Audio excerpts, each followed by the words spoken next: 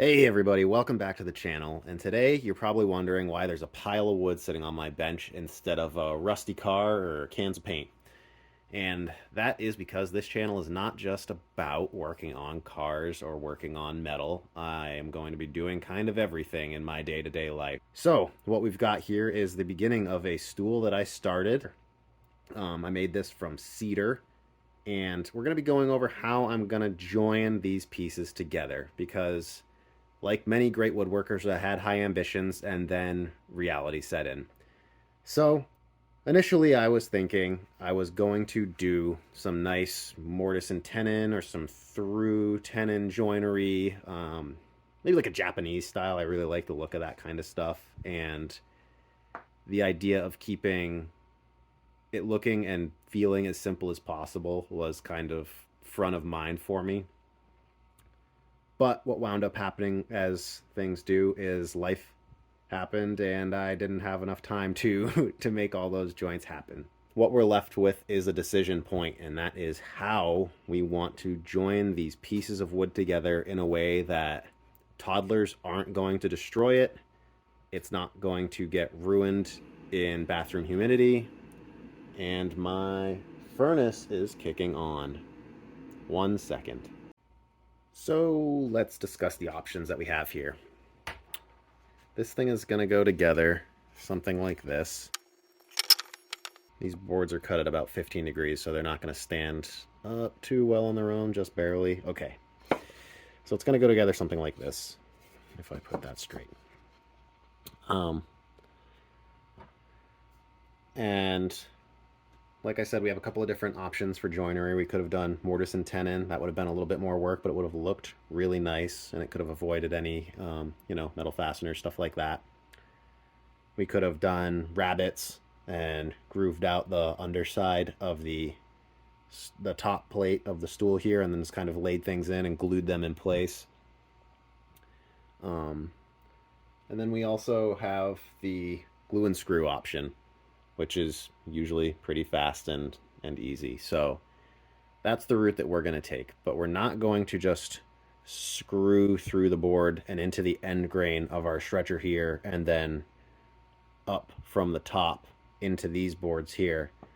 We are going to be using pocket holes so that I can hide a lot of these, and they're also much stronger than a standard screw going into end grain or something like that. It holds up much better. Now, the reason I like to glue and screw is kind of twofold. The glue is a stronger bond than the screws, but the screws have an added benefit of they hold the work together while the glue dries, and they also resist impact really well. So if this stool gets dropped, glue has a tendency of being very brittle, and you could snap one of these off. Whereas if it's screwed in, the screws are still going to hold it in place, and it's going to keep that glue from kind of cracking and breaking away from the other piece of wood. And especially a joint kind of like this one right here, where you're going from end grain into the side of one of these boards, it's never going to be as strong as a multifaceted approach unless you literally did like through tenons, like I was saying earlier, because that's a mechanical lock. The only way you could break that is if you broke the wood. But we're going to go ahead and drill some pocket holes in these pieces and then glue it up, and it should be ready to rock and roll for finish soon. This is what we're going to be using. This is just a small Craig pocket hole jig. I want to say this thing was like 40 bucks, but I bought it, I don't know, 4 years ago now. I built an entire kitchen's worth of cabinets with this jig, so it's not... it's going to be able to stand up to the job. It's not going to be too undersized or anything like that. They do sell a smaller one that just clamps on to a board with like a regular wood clamp. I like this one because it has a clamp built in, and you can just quick release once you get it set up. And they also have larger models that have the drill built in and all that, but this is what I've got, and this will be perfect for the job. The only thing that's going to be a little bit tricky is, like I said, these boards aren't square. Get that in focus. They're not square, so if I try to clamp that in there, you see it wants to sit at a 90-degree angle. That's not what I want. I want this to go kind of at the angle that the bottom of the board is. So I'm probably going to stick an offcut back here, and the offcut's going to hold this board out where it should be. Kind of like, well, that might actually be. That's a good shot there. You can see what I'm talking about right there. So that's what I'm going to do. Changing my mind immediately. I'm going to have to go this way with it. How's this going to work? I'm figuring this out real time.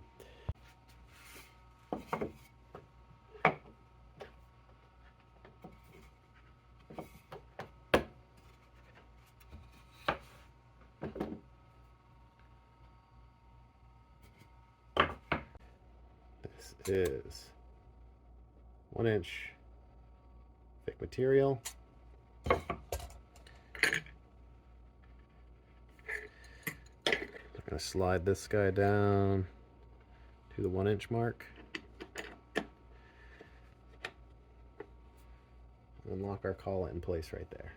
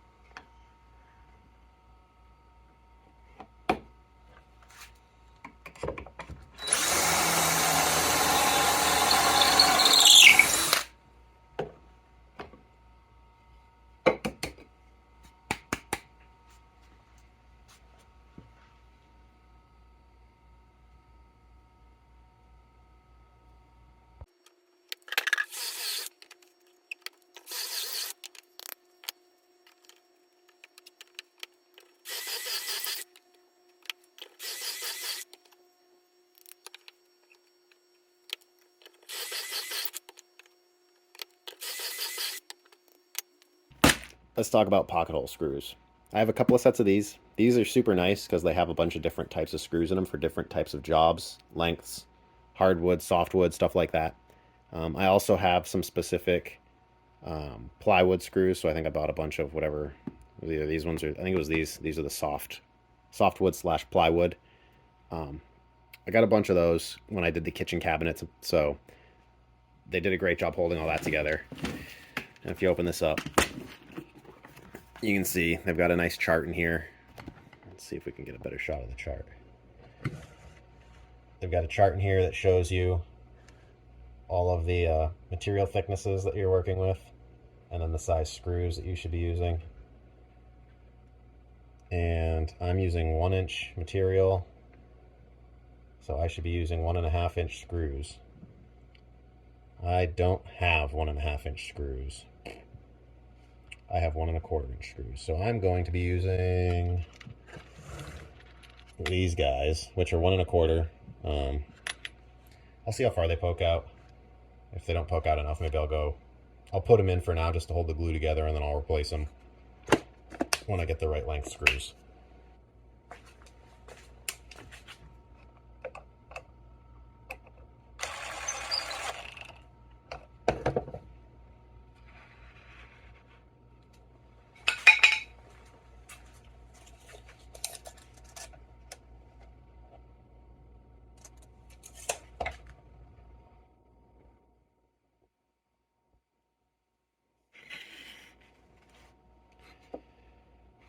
All right, so it looks like it pokes out pretty good. I am not going to replace that once I get it all put together. I think it'll be strong enough with the glue. So I'm going to start putting my first one in. This first one's going to be a little bit tricky. You have to make sure that this one's set up right because it's going to set up the rest of the underside of this. So it's going to kind of determine where everything else lays. So you want to make sure that it's pretty accurate.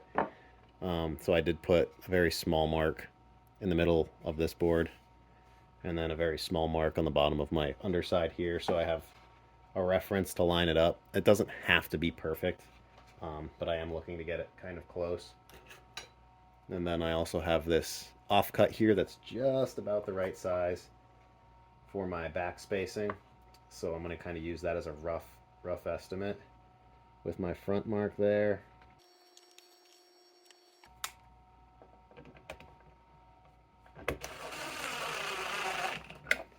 And I'm just going to put that one in, and that gives me a little bit of flexibility. So let's see if I can get this.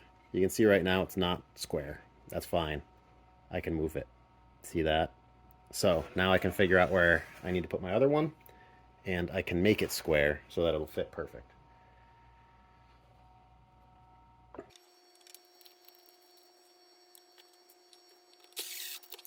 Also, I'm not reefing these down. You can see I'm using my impact.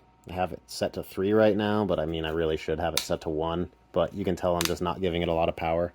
I'm going to be taking these back out after I get everything set up so that I can glue it down, because I don't want to have to mess around with finding placement for each of these pieces while I have a bunch of wet glue on here. That's just a nightmare waiting to happen. So I'm going to get everything screwed into place lightly, and then I'm going to come back, take it all apart, put glue on all the surfaces that are going to be mating, and then screw it back together.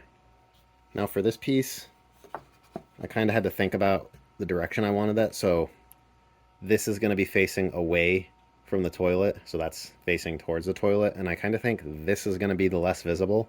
So I'm going to have this piece face this way, so that way we really only have these holes potentially visible at all. I think that's probably the best look, but time will tell.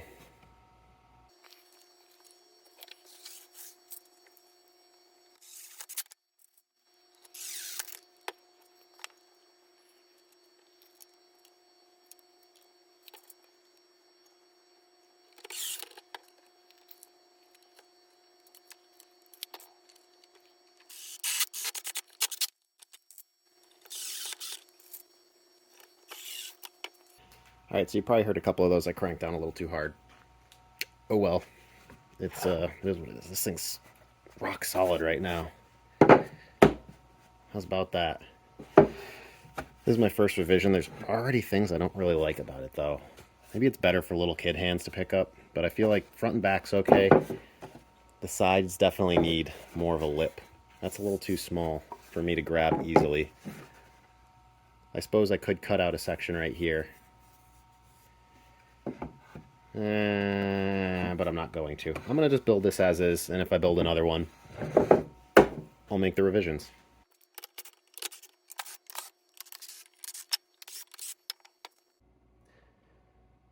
Let's talk about glue for a minute.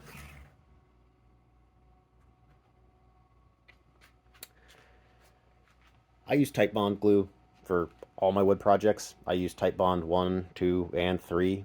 Mostly 2 and 3. I buy those in the gallon jugs. I really like Titebond 3 whenever I'm doing products that have to be in a wet environment, such as a bathroom or like a cutting board or something. You can see right on the front there, waterproof, exterior, interior. And I've been using this stuff for the better part of 10 years, and I've never had a problem with the glue separating at all. So this is the glue I'm going to be using on this product this project because it's going into a bathroom and it's going to be a high humidity area. So I want to make sure that this is going to hold up. But I know this stuff will do the job.